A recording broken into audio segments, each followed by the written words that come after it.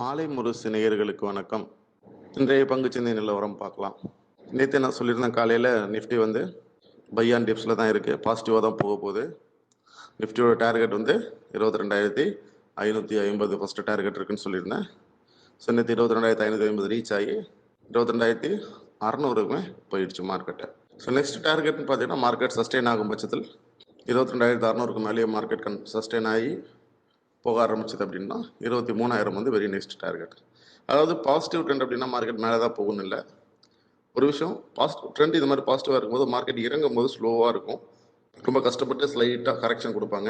திரும்ப ஒரு bullish candle வரும்போது பெரிய லெவலில் ஒரே கேண்டிலில் மார்க்கெட் வந்து ஈஸியாக மேலே ரீச் ஆகும். ஸோ அப் சைடில் ஃபியர் அதிகமாக இருக்கும். ஸோ மார்க்கெட் 23,000 அப்படிங்கிறது நெக்ஸ்ட் டார்கெட்டாக இருக்குது.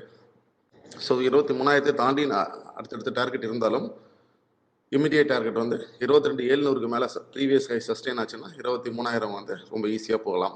ஸோ அட் ப்ரெசென்ட் வந்து பார்த்தீங்கன்னா நிஃப்டியை பொறுத்த மட்டும் ஏற்கனவே வந்து 21,800 பக்கமாக போயிட்டு அங்கேருந்து ஒரு 900-800 பாயிண்ட் ஏறி இருக்கு. ஸோ இங்கேருந்து பார்த்தீங்கன்னா ஒரு 400-500 பாயிண்ட் அதுக்கு வந்து கீழே வந்து அதுக்கு தாண்டி கீழே விழுந்தால் மட்டுமே டவுன் ட்ரெண்ட் ஆகும்.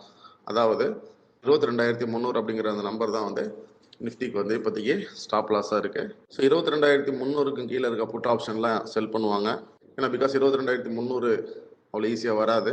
ஏன்னா ஆஸ் பர் இப்போ ரீசன்ட் ஸ்விங்குக்கு அதுதான் வந்து ஸ்டாப் லாஸாக தெரியுது. 22,300க்கு கீழே வந்து மார்க்கெட் பேரிஷாகவும் 22,300க்கு மேலே புல்லிஷாகவும் இருக்கும் அப்படிங்கிறது இப்போ கண்டிப்பாக இருக்குது. ஸோ பை அண்ட் டிப்ஸு 22,300 வந்து ஒரு ஸ்ட்ரிக்ட் ஸ்டாப் லாஸு. மார்க்கெட் நல்லா புல்லிஷாக இருக்கும்போது அட் ப்ரெசென்ட் 22,300 புட் ஆப்ஷனை நெக்ஸ்ட் வீக் எக்ஸ்பைரிக்கு செல் பண்ணுவாங்கன்னு எதிர்பார்க்கலாம். ஸோ அதுக்கு கீழே இருக்க புட் ஆப்ஷன்லாம் ஆப்ஷன் செல்லர் செல் பண்ண வாய்ப்பு இருக்குது.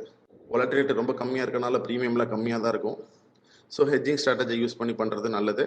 ஸோ புல் புட் ஸ்ப்ரெட்னு சொல்லுவாங்க, அதை யூஸ் பண்ணோம்னா மார்ஜினும் கம்மியாக இருக்கும், அதே நேரத்தில் உங்களுக்கு ப்ராபபிலிட்டி அதிகமாகும். ஸோ கேபிட்டல் ரிஸ்க்கும் இருக்காது. நன்றி, வணக்கம்.